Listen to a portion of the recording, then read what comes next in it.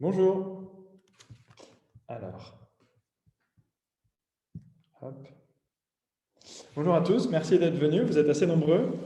Alors, donc l'idée de ce webinaire, c'est de vous présenter les métiers du marketing digital, en tout cas les métiers auxquels Origami pour lesquels Origami propose des formations, et de vous présenter par la même occasion Origami. Alors, je vais juste faire une toute petite introduction. Donc, je suis accompagné par Laura, qui est responsable de toute la partie sourcing, accompagnement, sélection chez Origami, et qui nous accompagne depuis le premier jour. Et donc, moi, je suis Yann, le fondateur d'Origami, qui est à peu près 10 personnes aujourd'hui dans l'équipe. Alors, je vais aller vite sur qui nous sommes. Origami, c'est une entreprise de l'économie sociale et solidaire qui propose en effet à des personnes en recherche d'emploi d'accéder à des métiers très évolutifs et très porteurs autour de l'univers du marketing digital. Alors, quand on dit marketing digital, c'est souvent assez vaste et quelquefois, on a du mal à comprendre exactement où est-ce que ça se situe. Et c'est pour ça qu'on fait ces webinaires pour expliquer exactement l'univers dans lequel on donne ces formations, l'univers dans lesquels nos apprenants font ces métiers. Alors déjà, nos formations, il faut savoir qu'elles sont ouvertes à tous les demandeurs d'emploi à partir du moment où ils matchent avec les prérequis des formations, et les prérequis sont différents en fonction de chaque formation. Il y a des formations qui sont ouvertes à partir de niveau bac, d'autres bac plus 2, d'autres bac plus 3.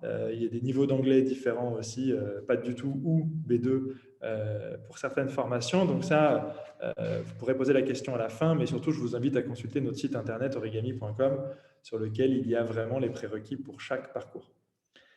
Pour les entreprises, Origami, c'est une façon nouvelle de recruter. En fait, aujourd'hui, toutes les entreprises se plaignent qu'elles n'ont pas de profil disponible dans ces univers-là parce que les profils soit sont pas formés à ces métiers-là, soit sont déjà trop seniors et en fait ne veulent plus faire de tâches opérationnelles. Donc, pour comprendre ces métiers, il faut comprendre dans quel écosystème ils vont se jouer. C'est un écosystème très spécifique que tout le monde pratique tous les jours sans comprendre vraiment qu'est-ce qu'il y a de l'autre côté du miroir. Alors, le miroir, c'est quoi justement? C'est Internet. Et Internet, c'est avant tout des gens qui se connectent à des gens, des sites e-commerce, des sites de services, des sites de contenu. Je crois que ça, je ne réinvente pas la poudre. Aujourd'hui, tout le monde connaît, tout le monde pratique, tout le monde se connecte à ses amis, à des sites e-commerce, Amazon, Cdiscount, Carrefour, etc., voire des sites de contenu, Biba, Allociné ou jeuxvideo.com.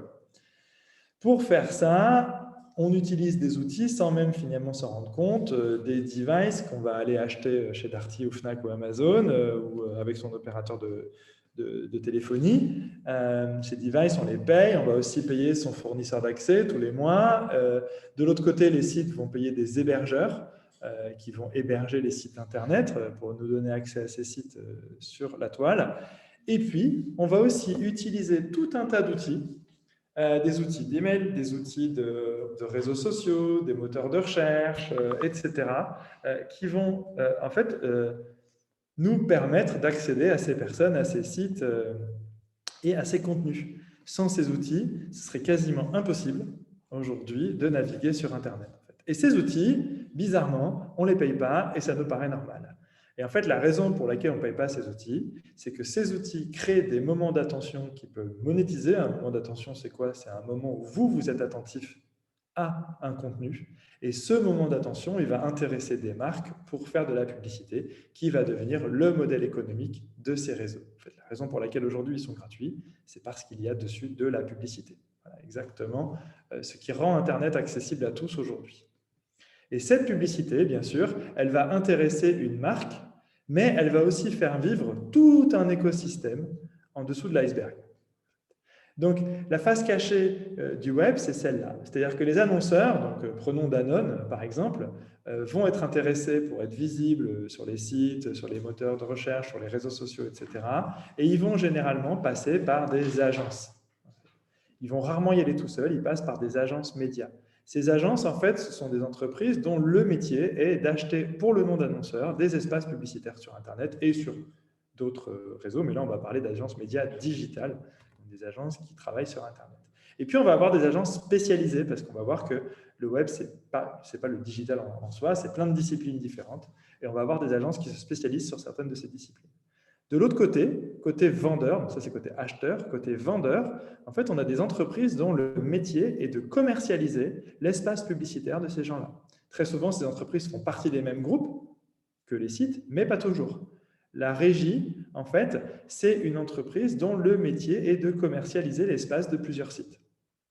Par exemple, l'espace de l'équipe va être commercialisé par une régie et donc c'est cette régie qui va vendre les espaces publicitaires dedans. Les régies se sont modernisées et puis les régies parfois n'arrivent pas à vendre tout l'espace publicitaire et donc à ce moment-là commencent à apparaître les ad networks qui sont un peu les solderies du web. En fait, eux, leur métier, c'est d'acheter pas cher cet inventaire et de le revendre pas cher aussi en gros. Et puis enfin, on a les places de marché car tout ça, ça s'est largement complexifié et qu'aujourd'hui, en fait, une grosse partie de cet espace publicitaire s'achète aux enchères via des plateformes qu'on appelle de trading, comme sur la bourse. Et ces plateformes, en fait, ce sont des technologies d'achat et des technologies de vente, en fait. Et donc, sur ces places de marché, via ces technologies d'achat, on peut acheter l'espace publicitaire qui se trouve ici. Et comme tout ça, c'est très compliqué, il y a tout un tas d'outils qui sont apparus pour nous aider. Des outils pour analyser les données, des outils pour vérifier qu'on est bien diffusé là où on pensait qu'on était diffusé, parce qu'on ne voit pas toutes les bannières qui s'affichent, des outils de veille et d'études qui nous permettent en fait de comprendre ce que font nos concurrents, sur quel site aller, etc. Et puis des outils de mesure, hein, les plus importants des outils, qui permettent de mesurer les performances des campagnes, car la particularité du digital, c'est que tout se mesure. Je sais qui, enfin je ne sais pas qui, mais je sais que les gens ont vu, je sais que les gens ont cliqué, je sais que les gens ont acheté, et c'est comme ça que je vais optimiser mes campagnes, c'est le cœur du réacteur au niveau du marketing digital. Donc voilà l'écosystème dans lequel tous les métiers qu'on va enseigner s'opèrent. Donc, comment on est passé du marketing au marketing digital? Ça permet de comprendre aussi pourquoi aujourd'hui il y a autant de disciplines. Avant, le marketing et la publicité, c'était assez facile. Là, c'est une pub des années 30 pour une agence de publicité. On réfléchit, on enquête, on étudie, on conçoit, on les réalise, on gère et à la fin, on contrôle. C'est très linéaire. C'est une approche très top-down, où en fait, le grand publicitaire en fait, analyse le marché, décide de sa communication, décide des leviers par lesquels il va communiquer. Et on se retrouve en fait comme ça à mesurer à la fin que ça a fonctionné. Donc, on a inventé des concepts marketing, la segmentation, le positionnement, le mix marketing, plus connu sous le nom des 4P du marketing, et puis la copy stratégie qui permet de définir un brief pour un créa. Ça, c'est le marketing en général avec ces grands concepts. Et puis, en fait, avec Internet, il y a eu un grand bouleversement dans tout ça. Et ce grand bouleversement, je vais laisser Google en parler à ma place dans cette vidéo qui est en anglais. Je m'excuse par avance. Je vais activer les sous-titres en anglais aussi pour que vous puissiez au moins suivre. Mais elle est assez facile à comprendre et après, je vous la commenterai.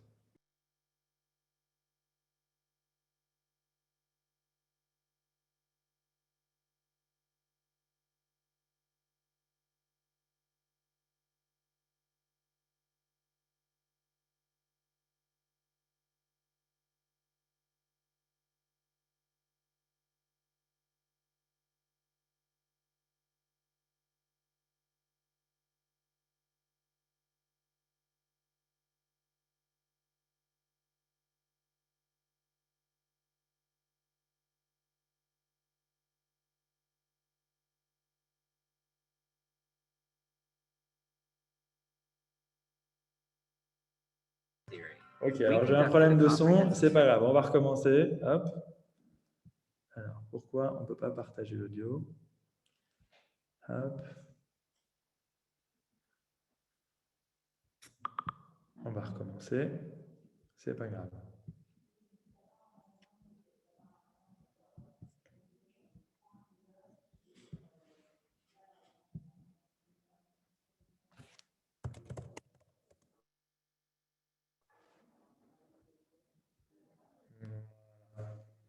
Ça devrait mieux marcher maintenant.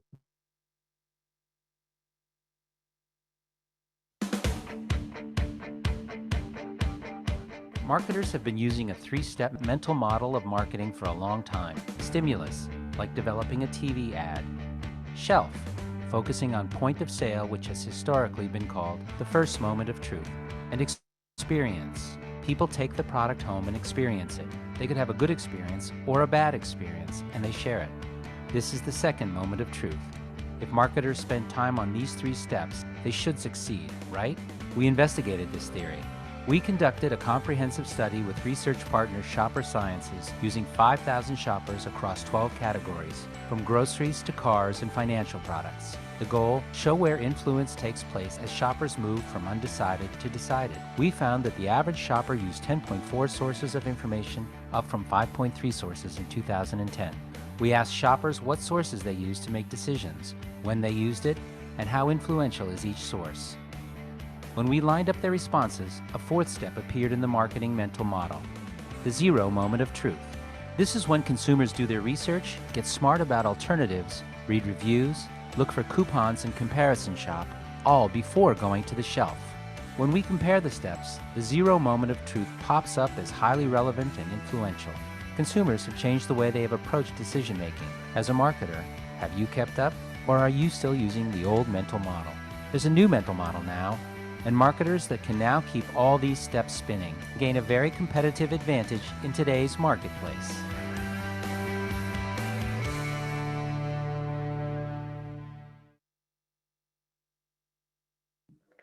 Ok, donc, Bonjour à vous. À votre avis, voilà. Alors, donc, hop, on va rejouer ça. C'est parti. Donc, qu'est-ce que dit cette vidéo? Elle dit qu'en fait, Google a conduit une étude et a découvert qui a confirmé en fait qu'il y avait un moment très spécifique aujourd'hui dans le parcours de tous les consommateurs, qui est le moment où ils vont chercher des informations, comparer les produits, etc. Et ce moment, en fait, ils l'ont appelé le Zero Moment of Truth. C'est un moment que les marketeurs doivent prendre en compte. Et ça tombe bien parce que c'est exactement le moment que le marketing digital va permettre d'adresser. C'est ce moment qu'on connaît tous, où on hésite, on compare, on fait une recherche dans Google, on regarde des avis clients, etc., etc. Et donc, là où avant le client était une espèce de persona qu'on avait masqué comme ça, une cible à peu près anonyme autour de ça, aujourd'hui, le client, il a une voix de retour, il peut donner son avis et il peut influencer les autres clients. Donc, le client est à considérer, bien sûr, avec beaucoup d'attention, ce qui a complètement changé la manière de faire du marketing. Le marketing est devenu beaucoup plus individualisé, il est devenu beaucoup plus en aller-retour, et notamment si on pense aux petites étoiles, aujourd'hui, c'est un moyen très puissant en fait, de faire ou défaire en fait, la réputation d'une marque. En plus, à côté de ça, on a un contexte où la publicité elle est plus ou moins rejetée en fait, par les utilisateurs. Aujourd'hui, je pense que beaucoup d'entre vous naviguent aussi avec des adblockers. Et donc, il faut trouver des nouvelles manières de communiquer, trouver des façons en fait, d'aborder les utilisateurs d'une manière plus souple, moins intrusive et plus agréable. Enfin, même quand on y arrive, l'indice de confiance en fait, de la publicité est très bas. Et donc, automatiquement, de la même manière, les marques ont intérêt à développer des personnalités qui vont faire que, un, on fait confiance dans la publicité, et deux, elles disent la vérité, ce qui permet en fait, autour de ça, de développer leur réputation et donc, du coup, d'arriver à leur fin en termes de part de marché. Enfin, dernière chose, aujourd'hui, on est dans un environnement très mouvant d'un point de vue écologique, économique et sociétal. Et les grandes entreprises ont leur rôle à jouer là-dedans, et donc les marques aussi, et donc les consommateurs ont un pouvoir de plus en plus fort qui consiste en fait à faire jouer leurs axes de communication leurs axes de consommation, autour justement de la responsabilité environnementale et sociétale des entreprises. Et là, c'est pareil, c'est quelque chose avec lequel on doit aussi jouer quand on fait du marketing et de la publicité. Donc, si on revient à notre écosystème de tout à l'heure, en fait, quels canaux on a justement pour utiliser tous ces leviers? Eh bien, en fait, les sites n'ont jamais été aussi bons, ou en tout cas, la publicité sur ces sites n'a jamais été aussi bonne que quand les sites vendent ce qu'ils ont de mieux à vendre et donc ce qu'ils proposent eux-mêmes à leurs utilisateurs. Je m'explique, un moteur de recherche, une bannière sur un moteur de recherche, c'est difficile à accepter. Par contre, un lien sponsorisé, donc un lien de recherche promu par de la publicité, là, par contre, ça passe beaucoup mieux. Pareil sur les réseaux sociaux, des posts sponsorisés passeront mieux que des bannières. Sur les sites e-commerce, des produits sponsorisés passeront mieux que des bannières. Et donc, comme ça, petit à petit, se sont créées des grandes disciplines qui constituent, en fait, ensemble, le marketing digital. Et donc, ces grandes disciplines, c'est aujourd'hui le display, qui consiste en espace sponsorisé, le social media, les posts sponsorisés, le native advertising, les articles sponsorisés, l'email marketing, les emails sponsorisés, le search marketing, tout ce qui est autour des résultats de recherche, et le retail media, qui est une nouvelle discipline qui est apparue il y a quelques années, autour des produits sponsorisés sur les sites e-commerce. Donc ça, et puis de plein d'autres choses, hein, là je résume bien sûr, ça c'est vraiment les grands canaux aujourd'hui du marketing digital. Alors, si on regarde un peu plus dans le détail, en fait, et qu'on s'intéresse au display. Le display, en fait, c'est quoi? C'est une valeur simple qui est l'affichage, donc les impressions. Les impressions, en fait, c'est la façon dont la bannière s'affiche, mais ce n'est pas toujours des bannières statiques, ça peut être aussi des vidéos, par exemple. Le display, ça prend plein de formes, en fait. Ça prend des formats classiques, vidéo, opérations spéciales, audio. Donc, en fonction de ce que je veux communiquer, je vais utiliser déjà des formats différents. J'ai deux modes d'achat, on va y revenir. On a deux façons différentes d'acheter le display. Et puis, on a trois devices, les desktops, les mobiles, et puis on a la télé adressable, l'IPTV, puisqu'aujourd'hui, de plus en plus de publicités télé commencent à s'acheter aussi grâce à ces canaux-là. Donc, la télé devient numérique. Donc, tout ça, ça va créer aussi plein de combinaisons qui vont faire des métiers parfois complètement différents. Alors, les bannières, vous les connaissez tous. Sur mobile, on les retrouve aussi, parfois avec des formats un peu différents et un peu plus intrusifs. La vidéo, elle peut être dans les contenus, elle peut être avant les contenus, en pré-roll sur YouTube, tout le monde connaît ça largement bien. Et puis, après le display, comme on l'a vu, ça dérange, c'est au milieu, etc. Et puis, le display n'est pas du tout adapté aux réseaux sociaux. On n'aime pas trouver des bannières sur ces réseaux sociaux. Et puis surtout, le display n'est pas du tout adapté au mobile parce que ces petits formats, là, en tout cas ces grands formats sur des petits écrans, ne sont pas du tout adaptés. Et donc, il a fallu créer des formats plus intégrés qui dérangeaient moins les utilisateurs et qui vont être plus faciles à s'adapter, à adapter au device, donc à l'écran. Et ça s'appelle le native advertising. Alors, le native advertising, et je ne vais pas rentrer dans les détails, hein, l'objectif, ce n'est pas de vous faire un cours de web marketing. Le native advertising, c'est des contenus, des posts qui vont être sponsorisés à l'intérieur des sites. La forme que ça prend le plus souvent, en tout cas la plus connue, c'est celle-là, c'est des modules de recommandation qui sont en bas des articles, en général sur les sites de presse, les sites de news, etc., avec très souvent des titres assez accrocheurs parce que c'est commercialisé au clic et qui vont mixer des infos et des produits.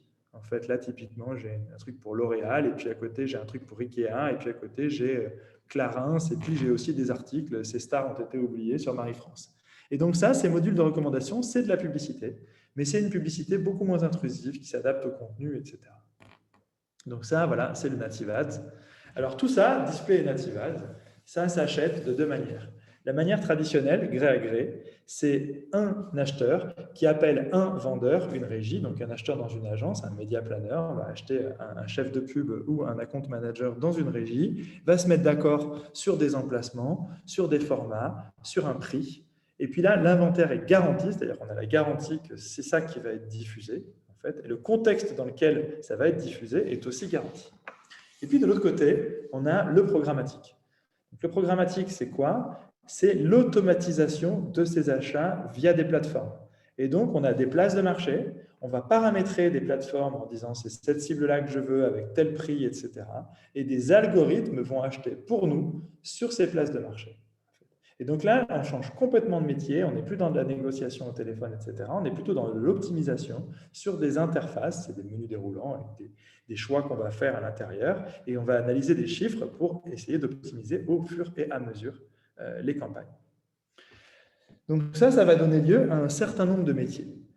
Par exemple, acheteur display, média planner, c'est la personne qui, dans une agence, achète en gré à gré. C'est vraiment un métier d'agence. Chef de pub, chef de publicité, c'est la personne qui, dans une régie ou chez un éditeur, va commercialiser l'espace. Ça, c'est un métier de régie.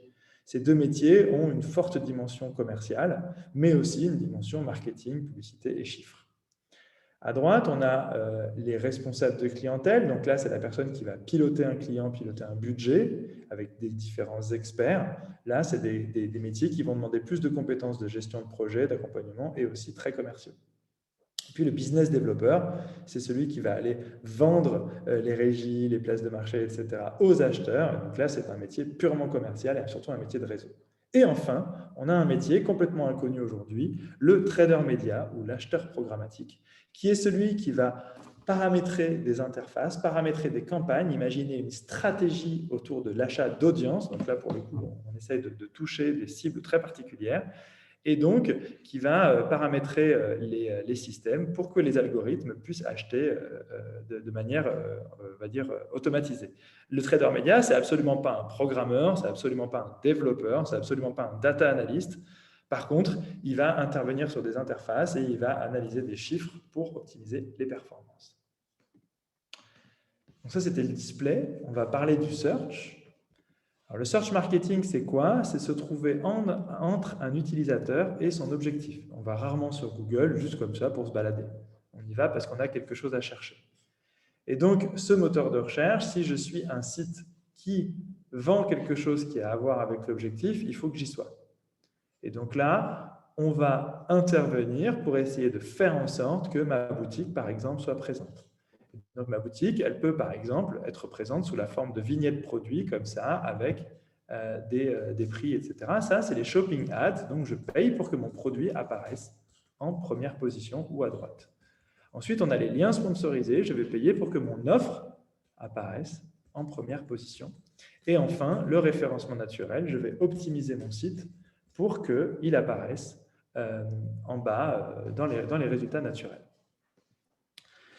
Donc, on a les shopping ads, j'ai une boutique, j'exporte une base de données de produits, je la charge dans une interface, Google Merchant Center en l'occurrence, et là je mets des enchères et sur Google Ads, ça va me permettre d'apparaître. C'est Google qui choisit les mots-clés sur lesquels j'apparais. Évidemment, je dis Google, ça marche aussi sur d'autres moteurs de recherche, mais on va dire 90% du marché aujourd'hui, c'est Google. Donc ça, je ne paye que quand la personne clique sur ma pub. Là, pareil, sauf que ce que je charge, ce sont des mots-clés. En fait, je vais rentrer une liste de mots-clés, je vais rédiger des annonces, et là, je vais sortir à chaque fois que quelqu'un tape un des mots-clés qui est dans la liste. Alors, en vrai, c'est un peu plus compliqué que ça, mais on va dire que là, je simplifie pour expliquer rapidement. Et donc, cette annonce va apparaître, et là, pareil, je ne vais payer que quand la personne clique, et c'est un système d'enchères également qui va prendre en compte tout un tas d'autres paramètres. Enfin, le référencement naturel. Donc là, pour le coup, j'optimise la technique du site, j'optimise le contenu du site pour qu'à la fois il contienne les mots-clés, mais aussi il soit populaire, c'est-à-dire que d'autres sites y fassent référence. Et puis, j'optimise la structure de mon site. Je range les choses, les chaussettes avec les chaussettes, les pantalons avec les pantalons, les vestes avec les vestes, etc., pour que ce soit plus facile pour Google de comprendre de quoi je parle. Et là, j'attends. Et j'espère que Google va petit à petit considérer que mon site fait partie des plus pertinents et donc va apparaître en première position dans la stratégie. Et donc, on a comme ça d'autres moteurs de recherche sur lesquels on va pouvoir aussi jouer. Par exemple, Amazon, qui est un moteur de recherche aujourd'hui, on fait aussi des recherches directement dans Amazon sans passer par Google. Et là, pareil, on peut payer pour que son produit apparaisse en première position dans Amazon.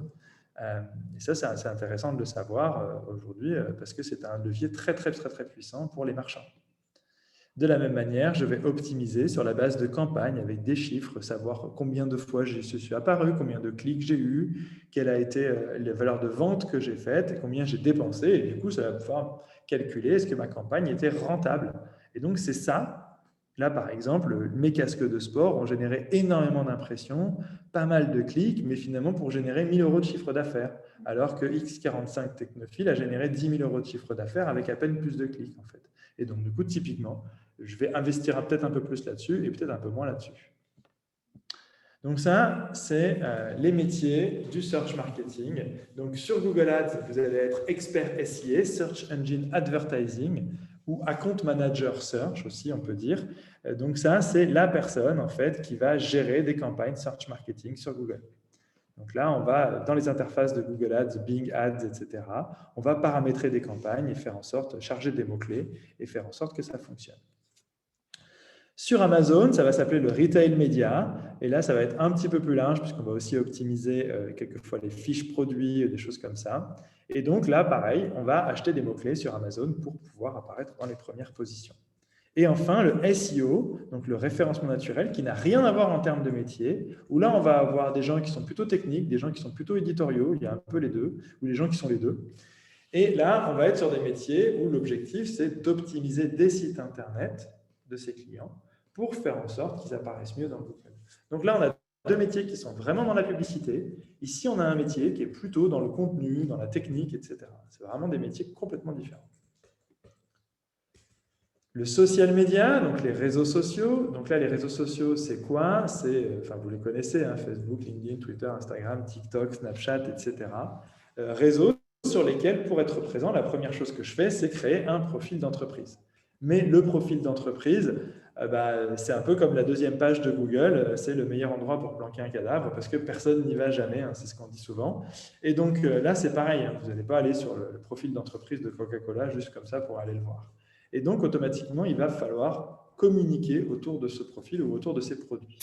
Et ça va se faire, en fait, avec des outils comme la publicité. Et donc, pareil, on peut sponsoriser des posts, on peut sponsoriser des messages, on peut sponsoriser des produits qui vont apparaître dans le flux de ces cibles. Et l'intérêt majeur des réseaux sociaux, c'est que je vais choisir les audiences sur lesquelles je communique. C'est ça qui est vraiment intéressant. Et donc là, faire de la publicité, c'est promouvoir une actu, une page, un produit, etc. Ça, c'est pareil, c'est un système d'enchères. Je choisis mon format, je génère mes annonces, je crée mes informations, je vais créer des pubs, je vais choisir les audiences qui vont les voir, donc les profils types qui vont les voir, et je vais suivre les performances pour analyser les résultats, pour optimiser ensuite en améliorant mes campagnes pour qu'elles marchent mieux. Il y a une autre discipline dans le social media qui consiste à utiliser des ambassadeurs et à animer des communautés. Donc là, on est sur un autre registre de métier. Et donc là, par exemple, je peux utiliser des ambassadeurs avec un kit de buzz, sponsoriser du contenu, placer des produits, faire de l'unboxing, du takeover. En fait, on a plein de moyens. Je peux aussi tout simplement communiquer avec ma communauté, essayer de les engager. Et ça, c'est ce qu'on appelle le community management. Donc là aussi, on a deux grandes familles de métiers. Les account managers social ads qui vont travailler sur Facebook advertising, LinkedIn ads, Snapchat ads, etc. Donc là, c'est des métiers de la publicité où je vais analyser des données et créer des campagnes et suivre les résultats. Et puis de l'autre côté, on a les métiers du community management où là, pour le coup, je suis plus un animateur de communauté. Et donc là, je vais automatiquement répondre à des questions, envoyer des challenges, etc. C'est deux métiers complètement différents, pareil. Quelquefois, le community manager sait quand même manipuler un peu les ads, mais jamais avec la même expertise. Enfin, tout ça, ça n'existerait pas s'il n'y avait pas derrière les données. Car quand vous êtes dans un magasin et que vous vous adaptez à un client, c'est facile, vous l'avez en face de vous, vous voyez sa façon de parler, sa façon d'être habillé, etc. Tout de suite, son âge, tout de suite, vous allez adapter votre communication. Sur Internet, on ne sait pas qui est derrière l'écran. Et donc, la seule manière qu'on a d'adapter sa communication, c'est de collecter des données le plus impersonnelles possible, mais qui permettent quand même de comprendre à qui on a affaire. Et donc, ces données, elles sont collectées par le sacro-saint cookie, qui n'est qu'en fait un fichier texte en fait, qui est posé sur l'ordinateur au niveau du navigateur par le site Internet et qui va permettre juste de reconnaître cette personne la prochaine fois qu'elle vient. Donc, le cookie ne sait toujours pas qui est la personne, mais il sait qu'elle est venue et il sait qu'elle est revenue. En fait. Et on a des serveurs de tracking qui vont eux aussi poser des cookies et qui vont suivre les personnes de site en site. Et plus la personne a visité de site, plus je suis capable en fait de comprendre qui elle est, ce qu'elle a fait, etc. Si par exemple vous allez ces derniers temps que sur des sites de voyage, ça veut probablement dire que vous préparez un voyage. Donc les données qu'on a, ça va être des données soit déclaratives, c'est celles que vous donnez quand vous achetez par exemple un produit sur Amazon, vous donnez votre nom et votre adresse, sinon vous ne le recevez pas. Et puis il y a les données comportementales, c'est celles que je vais mesurer, les pages qui ont été visitées, les clics, les relations, les localisations, où vous êtes à ce moment-là, le temps que vous passez sur une page, les mots-clés que vous tapez, etc., etc. Tout ça associé à un numéro de client qui vont me permettre petit à petit de comprendre ces informations et de personnaliser la communication. Donc, les usages de la donnée, c'est d'abord mesurer, c'est-à-dire être sûr que quand je fais une campagne, ça me rapporte vraiment de l'argent et que les gens qui l'ont vu sont vraiment les gens qui m'intéressent. Qualifier, pour adapter ma communication, il faut que je comprenne si ce sont des hommes, des femmes, quel âge, qu'est-ce qui les intéresse en ce moment. Et donc, la donnée va permettre de qualifier. Et prédire, tant qu'à faire, autant communiquer vers les gens qui sont plutôt sur le point d'acheter que les autres. Et donc, automatiquement, je vais être capable, comme ça, en mesurant les interactions, de prédire que quelqu'un est plutôt un acheteur ou pas. Cette donnée, elle va prendre plein de formes, en fait. Ça va être des moments de vie, des achats, l'âge, les revenus, le foyer, les étapes du parcours par rapport à la marque, etc. Je ne vais pas trop rentrer dans les détails, ce n'est pas l'objet. Mais ce qu'il faut comprendre, c'est que c'est beaucoup de données et des données assez complexes à analyser à l'arrivée. Donc là, on a aussi des métiers. Donc, je ne vais pas parler des métiers de la data analyse, ils existent, ils sont là. Là, je vais plus parler des métiers autour de la pub, en fait, qui sont les métiers du tracking. Chef de projet tracking, c'est les gens qui vont faire en sorte, en général dans les agences, d'être sûr que tout est bien traqué, c'est-à-dire que les éléments sont bien paramétrés, les campagnes bien en ligne, etc. Et que quand quelqu'un clique, je le sais, quand quelqu'un achète, je le sais. Et puis, on a les web analystes. Eux, leur métier, ça va être de suivre sur des outils analytics comme Google Analytics, AT Internet, Adobe Analytics, de suivre les parcours des clients sur ces sites, d'où ils viennent, qu'est-ce qu'ils font, où est-ce qu'ils vont, qu'est-ce qu'ils achètent, et du coup d'optimiser comme ça les parcours clients. Pareil, deux métiers différents, un métier qui est plutôt côté publicité, un métier qui est plutôt côté site, même si les deux ont tendance à se rapprocher. Et puis donc, j'ai les data analystes qui vont analyser toutes ces données pour essayer d'en tirer des informations supplémentaires qui vont permettre de développer les campagnes ou de développer des nouveaux insights, des nouvelles informations. Donc, tous ces métiers peuvent aussi quelquefois se regrouper sur des métiers plutôt de coordination. On a par exemple le responsable acquisition ou traffic manager chez l'annonceur, qui est celui en fait qui va optimiser la façon dont l'annonceur, dont la marque utilise Internet pour créer du trafic vers ses sites ou pour vendre. Donc ça, c'est quelqu'un qui très souvent est en relation avec une agence d'ailleurs, plusieurs, et qui va avoir une vue globale sur les campagnes. Et quelquefois, il va intervenir aussi dans les campagnes. Ça va vraiment dépendre de la taille des entreprises. Et puis, on a le growth marketer, qui est plutôt en général dans des petites structures ou des structures très agiles, type startup, etc., qui lui va vraiment avoir les mains dans le cambouis tout le temps. Et donc, le growth marketer, c'est un profil très complet avec à la fois de la technique, de la créativité, de l'analyse. Et donc, c'est des profils qui vont manipuler tous ces leviers, vraiment comprendre comment ils fonctionnent et qui vont tester tout le temps des nouvelles choses pour essayer de faire de la croissance avec le digital. Donc voilà, on a fait le tour des métiers. Je vais maintenant rapidement vous parler des formations et Laura va vous parler de la partie sélection.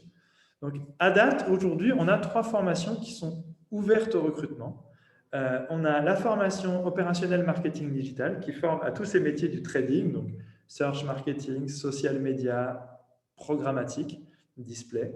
Donc ça, c'est vraiment la formation historique d'Origami. On en est à la 14e promo, je pense. Et donc, on va avoir comme ça des gens qui vont vraiment travailler sur ces canaux d'acquisition. On a ensuite le bootcamp numérique, expert marketing digital, qui est une formation qu'on a développée avec Google. Donc là, Google est partie prenante de la formation, qui va former plutôt là, des traffic managers, des chargés d'acquisition, qui vont travailler dans des moyennes et grandes entreprises en tant que chargé d'acquisition, chargé de trafic, chargé de web marketing. Donc ça, c'est une formation sur 15 mois. Là, on est sur 3 mois et potentiellement 12 mois si on cherche la partie diplômante de la formation en alternance. Là, on est sur une formation qui est systématiquement 3 plus 12, 15 mois en tout, 3 mois de bootcamp, plus 12 mois d'alternance pour valider un bachelor à la sortie. Et là, on a la formation Expert SEO qui forme vraiment au métier du référencement naturel.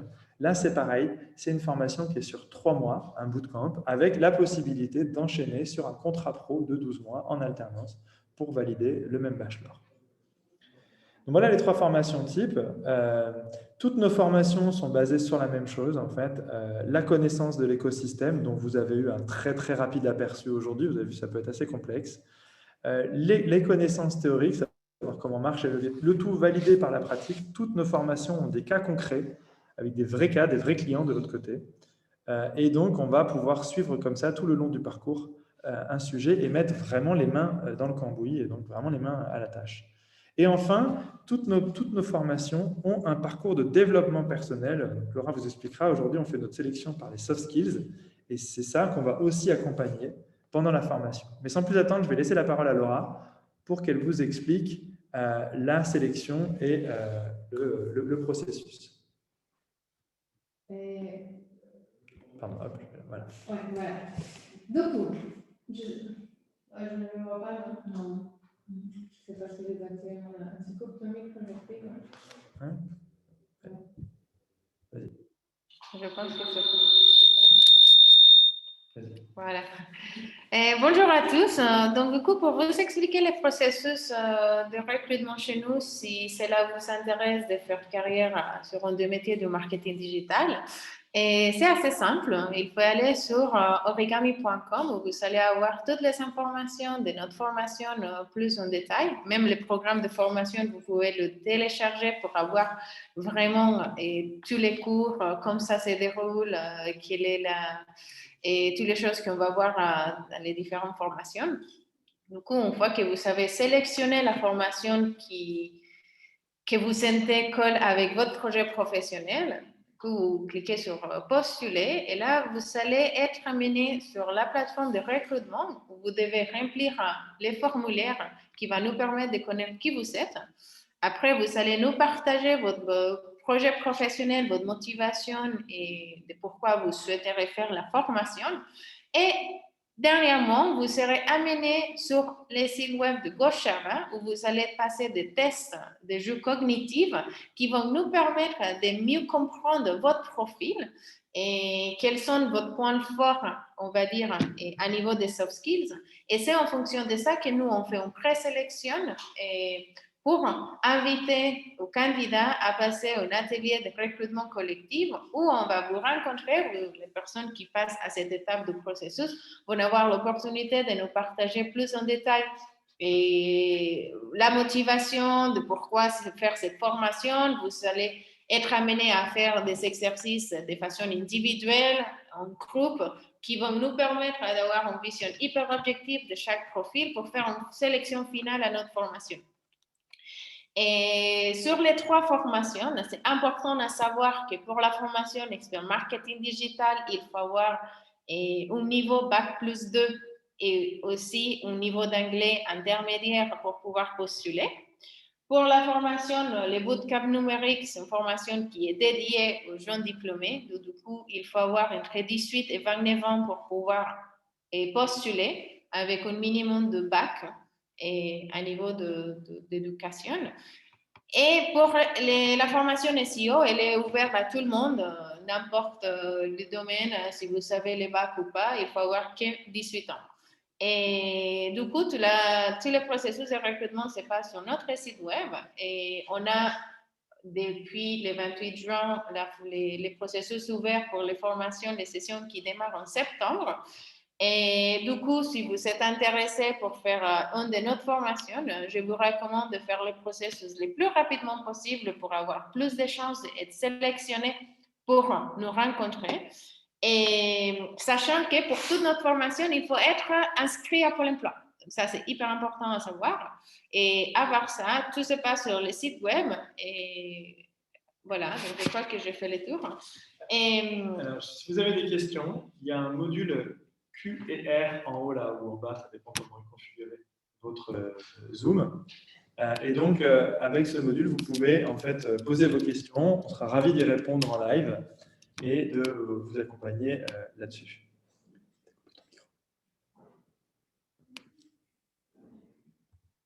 Est-ce qu'il y avait des questions?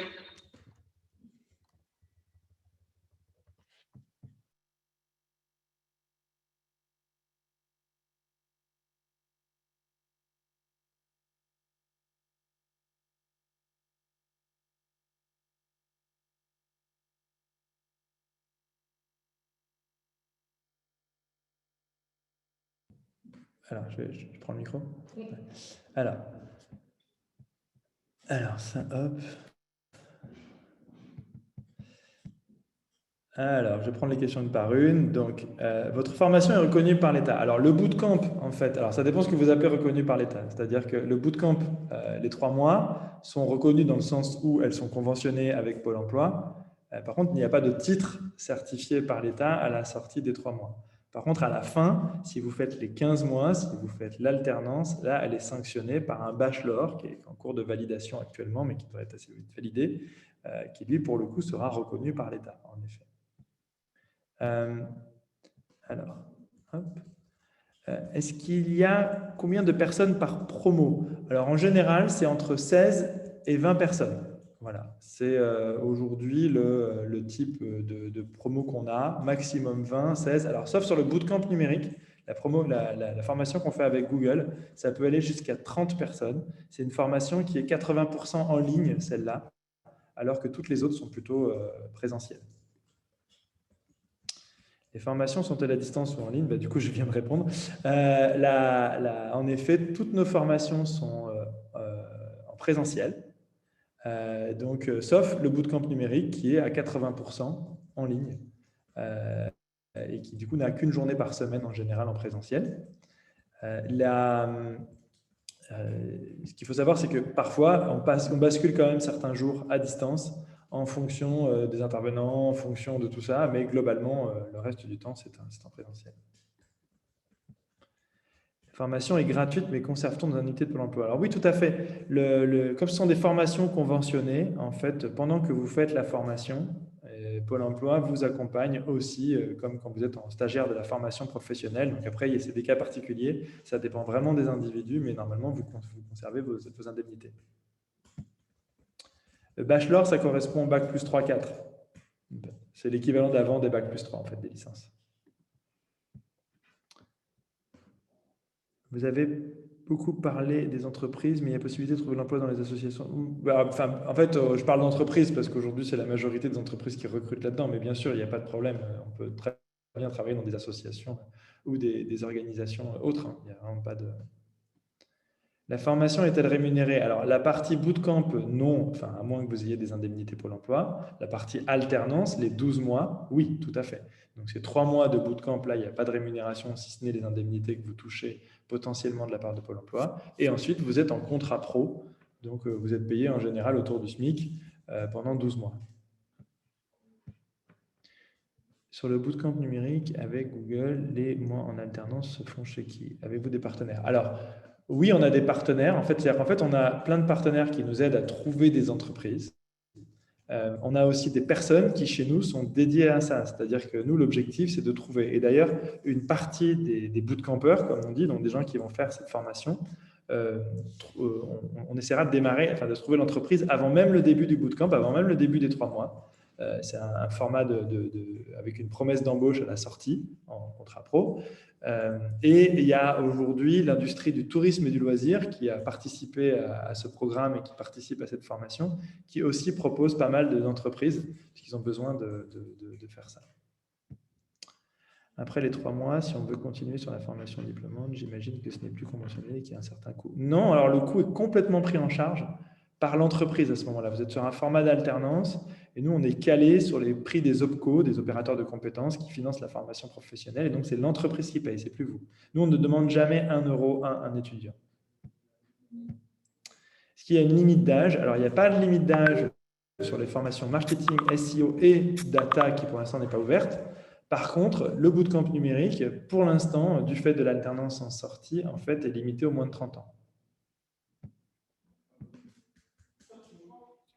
Voilà, j'espère que j'ai répondu à toutes les questions.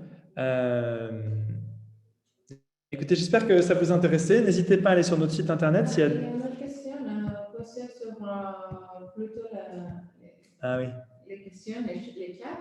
Quand est-ce que la formation commence? Du coup, les formations démarrent à partir du 13 septembre. Donc, 13 septembre pour les formations expert marketing digital. Et 20 septembre pour la formation bootcamp numérique et 21 septembre pour la formation expert SEO. Voilà. Eh bien, on vous souhaite à tous un très bon... Ah, j'ai vu que la formation expert marketing, il y avait une sorte de spécialisation facultative. Non, ce n'est pas des spécialisations, en fait. Ça fait vraiment partie du projet, en fait. C'est-à-dire que vous pouvez ensuite, en sortie, on a différents types de métiers, en fait. Mais tout le monde fait le même parcours. Sur notre site, il y a tous les métiers, il y a des vidéos, n'hésitez pas à aller voir. En fait, il y a même des replays sur YouTube de ce genre de présentation où vous pouvez refaire toute la présentation. N'hésitez pas.